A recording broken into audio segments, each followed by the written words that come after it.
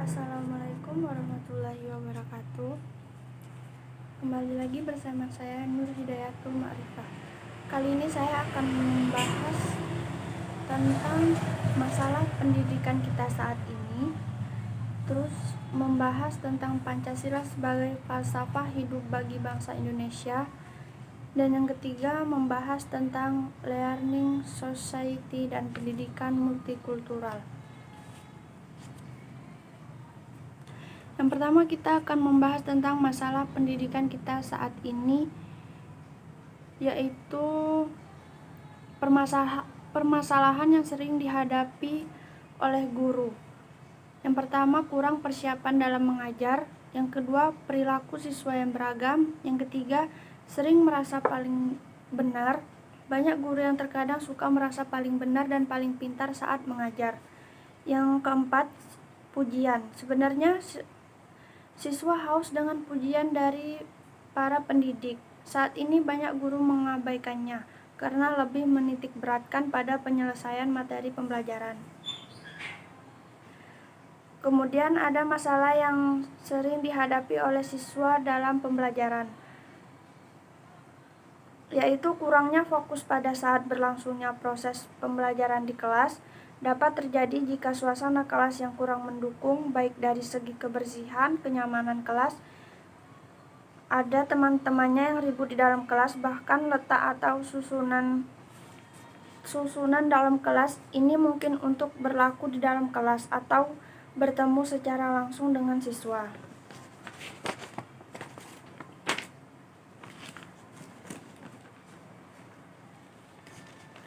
Masalah yang kerap dialami siswa yaitu mental health, yang artinya kesehatan mental. Kesehatan mental siswa disebabkan banyak hal. Salah satunya tugas-tugas yang diberikan guru kepada siswa, di mana saat guru memberikan tugas dengan tenggat waktu pengumpulan yang singkat, membuat siswa itu cemas dan berlebihan. Siswa akan lebih memikirkan tenggat waktu daripada tugas tersebut, yang pada akhirnya tugas tersebut ini tidak dikerjakan. Hal seperti ini akan berlanjut saat pembagian nilai, di mana nilai akan berpengaruh jika tugas tidak dikerjakan. Ada solusi untuk mengatasi masalah-masalah tersebut, yaitu solusi sistemik, yaitu solusi dengan mengubah sistem sosial yang berkaitan dengan sistem pendidikan. Seperti diketahui, sistem pendidikan sangat berkaitan dengan sistem ekonomi yang diterapkan. Sistem pendidikan di Indonesia sekarang ini diterapkan dalam konteks sistem ekonomi kapitalisme yang berprinsip antara lain meminimalkan peran dan tanggung jawab negara dalam urusan publik, termasuk pendanaan pendidikan. Yang kedua, ada solusi teknis, yaitu yang menyangkut hal-hal teknis yang berkaitan langsung dengan pendidikan. Solusi ini misalnya untuk menyelesaikan masalah kualitas guru dan prestasi siswa. Solusi untuk masalah-masalah teknis dikembalikan kepada upaya-upaya praktik untuk meningkatkan kualitas sistem pendidikan. Rendahnya kualitas guru, misalnya di samping diberi solusi peningkatan kesejahteraan, juga diberi solusi untuk membiayai guru melanjutkan ke jenjang pendidikan yang lebih tinggi. Memberikan berbagai pelatihan untuk meningkatkan kualitas guru. Menseleksi ulang guru-guru yang sudah mengajar di pendidikan.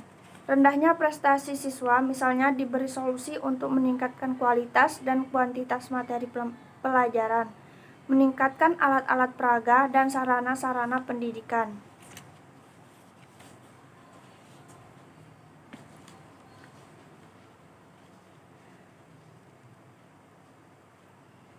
Ada apa sebenarnya dengan sarana dan prasarana pendidikan kita saat ini? Pada pendidikan kita saat ini, fasilitas yang tidak memadai atau seperti kelas bocor, bangku meja rusak, dan sebagainya macamnya. Demikian pula sarana dan prasarana yang kurang memadai, kurangnya tenaga kependidikan yang profesional dapat menimbulkan permasalahan kurangnya pendidikan karena kurangnya fasilitas sekolah dan kurangnya pembelajaran pada saat itu. Isu-isu tersebut dapat menimbulkan kesenjangan kualitas pendidikan di Indonesia. Sementara di daerah terpencil, minimnya sarana dan prasarana pendidikan yang memadai, termasuk sumber daya manusianya sendiri, dapat berdampak pada pembangunan pendidikan.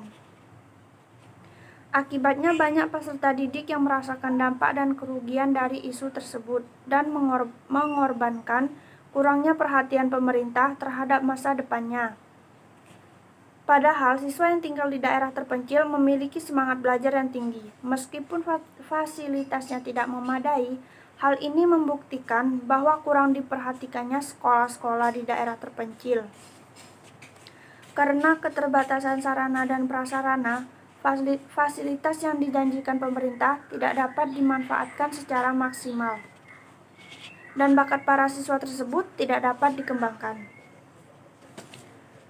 Ada apa sebenarnya dengan kurikulum pendidikan kita? Mengapa selalu berubah? Begitu banyak masalah-masalah kurikulum dan pembelajaran yang dialami Indonesia. Masalah-masalah ini turut andil dalam dampaknya terhadap pembelajaran dan pendidikan Indonesia. Berikut ini ada beberapa masalah kurikulum yang ditemui. Yang pertama, pada guru. Guru kurang berpartisipasi dalam mengembangkan kurikulum disebabkan beberapa hal, yaitu kurangnya waktu, kekurang sesuaian pendapat baik dengan sesama guru maupun kepala sekolah dan administrator karena kemampuan dan pengetahuan guru itu sendiri. Yang kedua, dari masyarakat. Untuk mengembangkan kurikulum dibutuhkan dukungan masyarakat, baik dalam pembiayaan maupun dalam memberikan umpan balik terhadap sistem pendidikan ataupun kurikulum yang sedang berjalan. Masyarakat adalah sumber masukan dari sekolah. Yang ketiga, yaitu masalah biaya. Untuk pengembangan kurikulum, apalagi untuk kegiatan eksperimen, baik metode isi atau sistem secara keseluruhan, membutuhkan biaya yang seringkali tidak sedikit. Yang keempat, kepala sekolah. Dalam hal ini seharusnya kepala sekolah mempunyai latar belakang yang mendalam tentang teori dan praktek kurikulum. Yang kelima, birokrasi. Terdiri dari para inspeksi di Kanwil dan juga orang tua maupun tokoh-tokoh masyarakat. Untuk mencapai tujuan dari pengembangan kurikulum, para pengembangan perlu memahami berbagai masalah dalam mengembangkan kurikulum. Ada berbagai masalah dalam mengembangkan kurikulum.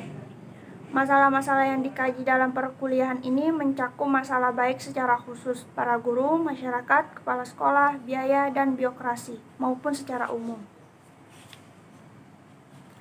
Masalah-masalah lain yang menjadi penyebab rendahnya pendidikan di Indonesia. Yang pertama, yaitu rendahnya kualitas sarana fisik.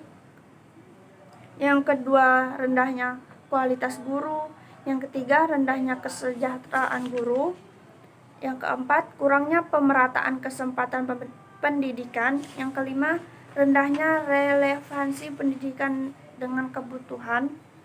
Yang keenam, mahalnya biaya pendidikan. Dari masalah-masalah tersebut, timbullah solusi untuk mengatasinya, yaitu memperbaiki kualitas guru, karena guru sangat berperan penting dalam pendidikan. Yang kedua, lebih memperhatikan guru dan mempersejahterakan guru supaya para guru lebih bersemangat dan merasa diperhatikan oleh pemerintah. Yang ketiga, memperhatikan kawasan terpencil supaya pendidikan bisa merata. Yang keempat, mengurangi biaya pendidikan tersebut. Landasan filosofi yang memilih Pancasila sebagai falsafah di Indonesia.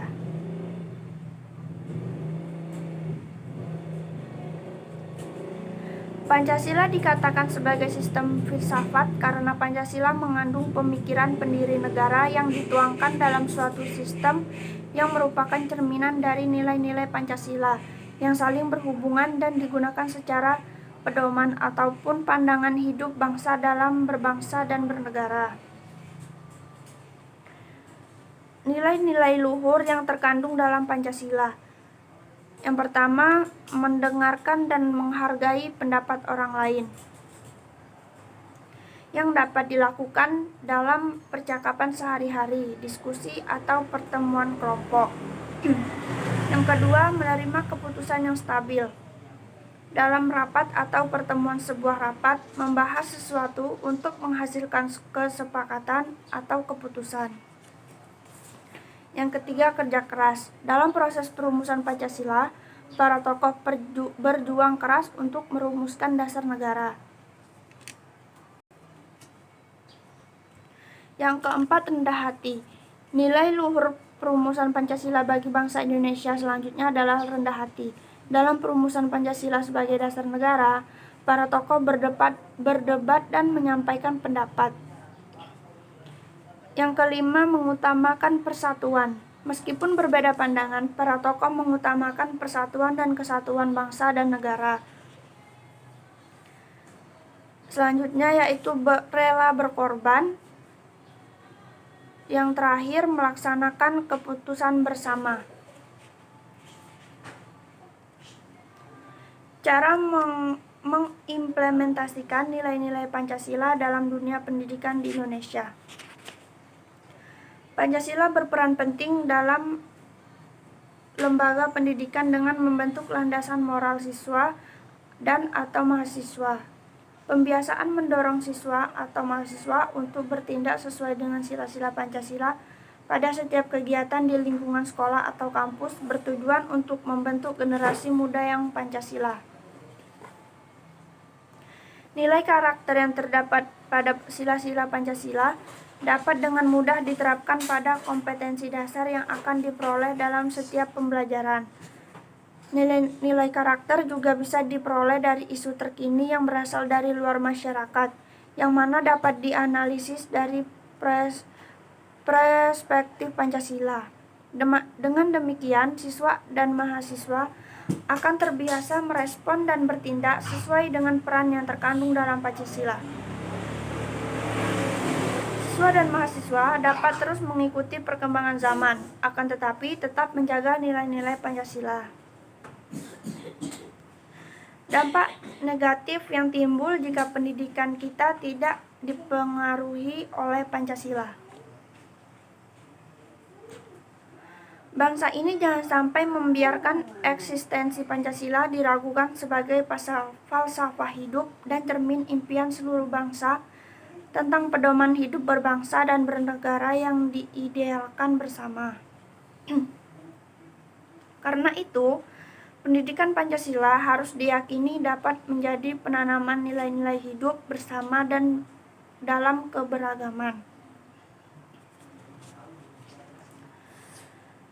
Masalah yang ketiga yaitu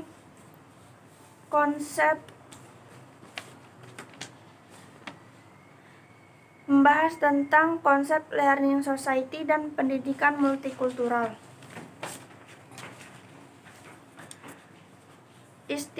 Yang pertama, konsep learning society. Istilah learning society berasal dari bahasa Inggris yang diterjemahkan ke dalam bahasa Indonesia dengan masyarakat belajar. Learning society adalah memberdayakan peran masyarakat dan keluarga dalam kegiatan pendidikan. Diharapkan masyarakat dan keluarga berperan aktif dalam hal belajar. Tentukanlah jika masyarakat dan keluarga telah aktif untuk gemar belajar, maka akan terbentuk bangsa yang rajin belajar. Belajar dapat diartikan sebagai upaya mendapatkan pengetahuan, keterampilan, pengalaman, dan sikap yang dilakukan dengan membudidayakan seluruh potensi fisiologis dan psikologis, jasmani dan rohani manusia dengan bersumber kepada berbagai bahan informasi yang baik berupa manusia, bahan bacaan, bahan informasi, alam jagat raya, dan lain sebagainya. Alasan masyarakat harus selalu belajar. Yang pertama, agar terciptanya masyarakat yang beriman dan bertakwa pada Tuhan Yang Maha Esa. Yang kedua, agar terciptanya masyarakat yang demokratis dan beradab. Yang ketiga, agar masyarakat yang mengakui adanya hak-hak manusia, menjunjung tinggi nilai-nilai HAM itu sendiri. Yang keempat, agar masyarakat yang tertib dan sadar hukum. Yang kelima, agar masyarakat yang percaya pada diri sendiri, memiliki kemandirian dan kreatif terhadap pemecahan masalah yang dihadapi masyarakat. Kemudian, agar masyarakat kuat pada penguasaan ilmu dan teknologi. Selanjutnya, agar terwujudnya tatanan masyarakat yang beradab dan menjunjung tinggi nilai-nilai luhur yang telah mengakar dalam tatanan masyarakat di Indonesia. Yang terakhir, agar masyarakat dapat mewujudkan masyarakat belajar yang tumbuh dari, oleh, dan untuk masyarakat. Masyarakat belajar ini menempatkan pendidikan sebagai suatu proses yang berlangsung secara terus-menerus sepanjang hayat. Selanjutnya yaitu cara mengimplementasikan nilai-nilai Pancasila dalam dunia pendidikan di Indonesia, yaitu berani memberi saran yang baik kepada masyarakat jika terjadi masalah. Selanjutnya, mengaktifkan kehidupan masyarakat di sekitar seperti mengajar anak-anak untuk belajar membaca, menulis, mengaji, dan bisa menjadi panutan bagi masyarakat. Dampak negatif yang timbul jika pendidikan kita tidak dipengaruhi oleh Pancasila. Dampak negatif bila konsep pendidikan multikultural manfaat. Dampak negatif bila pendidikan multikultural ini tidak diimplementasikan oleh bangsa Indonesia. Pendidikan multikultural telah didefinisikan dalam banyak pandangan dan banyak latar belakang bidang keilmuan seperti antropologi, sosiologi atau filsafat, dan psikologi. Pendidikan multikultural lahir karena permasalahan manusia yang ditindas hanya karena perbedaan. Pendidikan multikultural ini sangat memuliakan manusia karena memandang semua manusia setara, dapat bekerja sama dan saling menghormati. Walaupun kita berbeda budaya, ras, etnis, agama, jenis kelamin, dan cara pandang. Sekarang mari kita lihat pengertian pendidikan multikultural. Manfaat pendidikan multikultural yaitu mengembangkan kesadaran diri dari kelompok-kelompok masyarakat, menumbuhkan kesadaran budaya masyarakat, memperkokoh kompetensi interkultural budaya-budaya dalam masyarakat, menghilangkan rasis dan berbagai prasangka buruk, mengembangkan rasa memiliki terhadap bumi, dan terakhir, mengembangkan kesediaan dan kemampuan dalam pengembangan sosial. Dampak negatif bila pendidikan multikultural ini tidak diimplementasikan oleh bangsa Indonesia yaitu berupa bahaya benturan peradaban yang menyebabkan kekacauan, konflik, dan perpecahan dalam suatu negara. Konflik antar budaya yang berbeda menimbulkan turunnya harkat, martabat, citra, kepercayaan, nama baik, mengganggu kelancaran pelaksanaan tugas, unit kerja, instansi, atau pemerintah atau negara.